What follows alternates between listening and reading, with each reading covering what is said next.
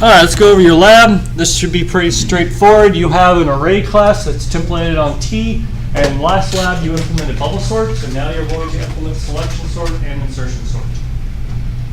Any questions? Is that it? That's it for the first part.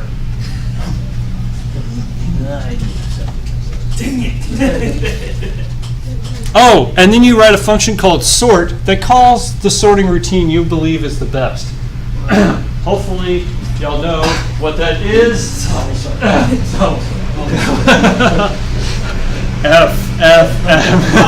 the best. Is it all based on opinion though? Yeah, that's an opinion-based question. You believe. True. I forgot to say, you need to tell me why you believe it's the best. There's actually one very strong argument for why bubble sort's better than the rest. That's my argument. What is it? Come on, I'd love to hear it. Yep, go for it. There's one. I'll give you there's one. You put him on the spot. He's locking up. It's like the easiest, right? It's like the most intuitive. Yeah, it's definitely not the most intuitive, but it's definitely the easiest to code up, which means what? Less errors. Okay, you're least likely to mess it up. Which is, by the way, always a legitimate argument for writing a certain algorithm. Really? Yes, because if you can, well, think about it. If you're writing a program that runs on, let's say, your phone, and your slower algorithm that doesn't ever have any errors, has a 100 millisecond response time, that's supposed to be optimal, which has 50, does that really matter that much? No.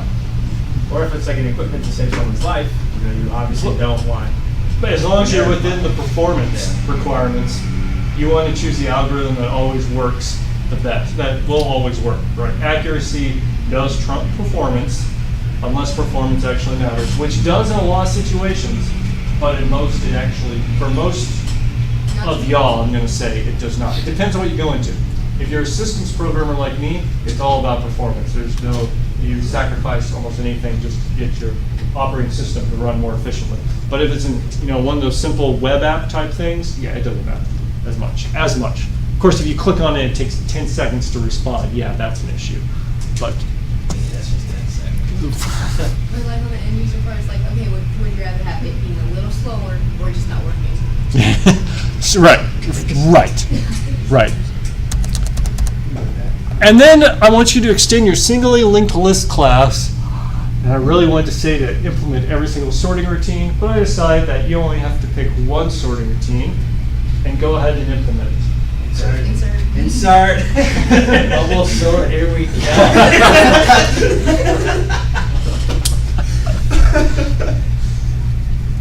I do want you to generate, the harder part of this is actually generating a performance graph showing a bubble sort versus selection versus insertion. So I'm glad you have a little break, so you'll have a little extra time to work on this. But also make sure you work on your project too, when we start thinking about it. Especially the parsing part. Make sure you code that parsing part up first. It shouldn't take you that long, but you will run into a couple of snags. But yeah, do it for bubble sort, selection, and insertion on the array, and then whatever you chose for your singly linked list. So there should be 4 lines. Memory management, you may not use the STL. I say this is due a week from the day. I'm going to extend that to Wednesday due to fall break. So there'll be another 2 days. If there's fall break, aren't we? Technically, yes, but we had hurricane issues, so Are we not having a midterm? we are definitely having a midterm. Definitely not. Definitely having a midterm. Yes, affirmative. There will be a midterm. It's going to be like, let's make it like 1 + 1. What does this algorithm do? All right, I want you to template it so that I can pass you any number of 1, and so there I will redefine what 1 means. No. Hey, you wanted it. Study guide. No. Yeah, we'll come up with a study guide on Wednesday, and then we'll probably do the midterm that week of spring break. It has to be online because we have it all. Oh, turn up! Yeah. No, fall break, whatever. No. So it will It's have legally binding. We have it in verbal contract. It's on the video. You know I can edit these videos, right? It's going to be awesome. It's too much work. It is too much work. Yeah.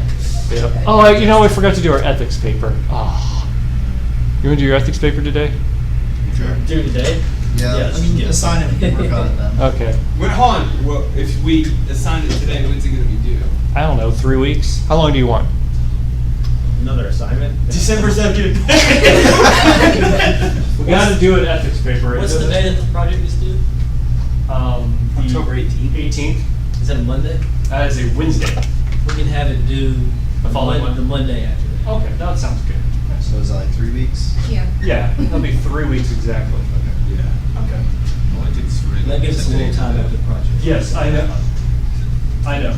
Remember, our two options with our ethics is to either have one course that does ethics, the whole course, where you basically have an ethics paper due every week, or we just sprinkle it in here and there for every class. Can our ethics And it's not paper really be, And what? 10% And then in these classes, it's not really counted. I count. Oh, it's counted as your grade. It's 5% of your final grade.